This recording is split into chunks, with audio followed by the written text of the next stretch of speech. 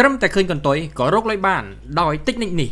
វិធីទី1យើងត្រូវរកកន្ទុយរបស់ candlestick ឲ្យឃើញ step ទី2បដូរមក time frame 5នាទី step ទី3 zoom ចូលមកមើល M5 ត្រង់ណាមាន retest PP យើងឃើញថាត្រង់នេះមាន retest PP ដោយមាន candlestick ខៀវហើយនិង candlestick ក្រហមយើងដាក់ sell limit នៅពេលទីផ្សារឡើងទៅប៉ះ sell limit នឹងធ្វើការធ្លាក់មកវិញត្រង់នេះយើងនឹងបាន profit ហើយយើងនឹងធ្វើការបិទ order នេះត្រង់ក្រហមខៀវទាបបំផុតអញ្ចឹងបានន័យថាត្រង់នេះយើងធ្វើបានជាង 2000 លេខហើយយើងទៅមើលបន្តបើសិននៅក្នុង area របស់កន្ទុយហ្នឹងយើងឃើញថានៅពេលដែលមានក្រហមមានខៀវយើងទៅមើល step បន្តយើងត្រូវរក candlestick ដែលមាន candlestick ខៀវក្រហមយើងដាក់ធ្វើការ sell ហើយនៅពេលដែលមានខៀវក្រហមយើងធ្វើការ sell បន្ថែមហើយនៅពេលដែលមានខៀវក្រហមយើងធ្វើការដាក់ sell limit បន្ថែមយើងឃើញថាទីផ្សារនឹងធ្វើការធ្លាក់ហើយធ្វើការបិទតាមក្រហមខៀវ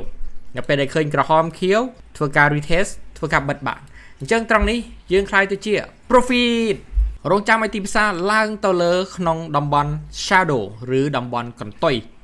របស់ candlestick យើងឃើញថាមានខៀវក្រហមខ្ពស់បំផុតយើងដាក់ sell limit ហើយទីផ្សារនឹងធ្វើការធ្លាក់ចុះមកក្រោមហើយយើងនឹង profit វិធីការបិទងាយៗបិទទី1គឺបិទនៅពេលក្រហមខៀវទាបបំផុតឬទាបនៅក្នុង curve នៃមួយហ្នឹង2នៅពេលដែលមានក្រហមមានខៀវធ្វើការបិទបាន profit ហើយ technique នេះមានបង្រៀនពេញត្រឹមតែ$5តែប៉ុណ្ណោះឲ្យឱកាសបងប្អូនទាំងអស់គ្នាបានរៀន technique ពិសេសនៃការចូល order ងាយៗហើយតម្លៃធូរថ្លៃស័ក្តិសមបងប្អូនបានរៀនបានមិនចាំបាច់តម្លៃរាប់ពាន់រាប់ម៉ឺនដុល្លារទៀតទេត្រឹមតែ$5 profit